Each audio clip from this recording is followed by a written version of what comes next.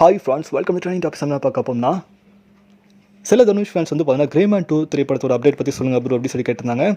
So Gray Man 2 திரைப்படத்துக்கு முன்னாடி வந்து பார்த்தீங்கன்னா கிரேமேன் 1 வந்து பார்த்தீங்கன்னா $200 மில்லியன் பட்ஜெட்டில் வந்து மாபெரும் ப்ரொடக்ஷனை வந்து பார்த்தீங்கன்னா ருசோபஸ் டைரக்ஷன் வந்து அந்த திரைப்படம் எடுக்கப்படுது.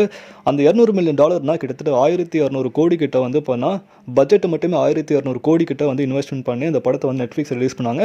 நெட்ஃப்ளிக்ஸ் அந்த திரைப்படத்துக்கு வந்து கிட்டத்தட்ட வந்து பார்த்தீங்கன்னா $4.5 லட்சம் கோடி வந்து பார்த்தீங்கன்னா அதில் ப்ராஃபிட் வந்து கிடச்சிச்சு.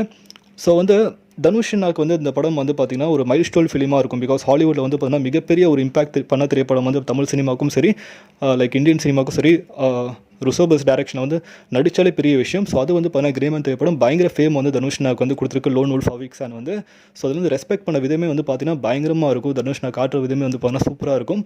ஸோ அது சும்மா சின்ன கேரக்டராக பண்ணல, ஒரு மிகப்பெரிய ரோல் தான் தனுஷ்னா அந்த கிரேமேன் திரைப்படத்தில் இம்பாக்ட் பண்ணியிருக்காங்க. கிரேமேன் 2 திரைப்படம் வந்து பார்த்தீங்கன்னா ஸ்டில் வந்து ஆக்டிவ் டெவலப்மெண்ட் அப்படின்ற மாதிரி அந்த வெப்சைட்டில் வந்து மென்ஷன் பண்ணியிருந்தாங்க. அதாவது கிரேமேன் 2 திரைப்படம் வந்து பார்த்தீங்கன்னா ருசோபஸ் டைரக்ஷனில் அந்த படம் வந்து ப்ராசஸிங்கில் தான் இருக்குது.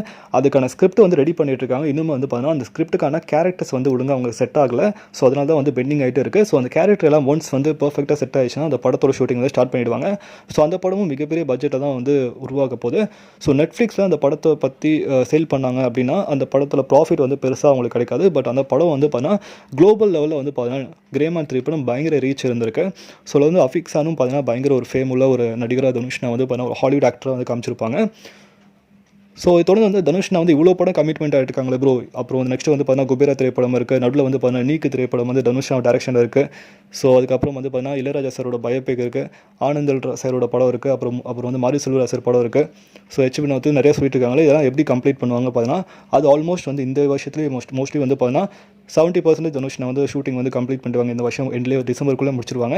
நெக்ஸ்ட் இயர் வந்து பிப்ரவரி மந்த்து இல்லைனா மார்ச் மந்த்லேருந்து வந்து பார்த்தீங்கன்னா கிரேமேன் 2 படத்துக்கான ஷூட்டிங் வந்து ஸ்டார்ட் பண்ணப்படலாம். ஸோ அப்போ வந்து தனுஷ்னா வந்து பார்த்தீங்கன்னா அவங்களுக்கான தனுஷ்னாக்கான அவிக்ஸ் அண்ட் லோன் வுல்ஃப்கான கேரக்டர் வந்து சும்மா மாசாக வந்து பர்ஃபெக்டாக வந்து பார்த்தீங்கன்னா ப்ளே பண்ணிட்டு வருவார். ஸோ ருசோபஸுக்கு ரொம்ப பிடித்தமான நடிகராக வந்து பார்த்தீங்கன்னா தனுஷ்னா மாறிட்டாங்க.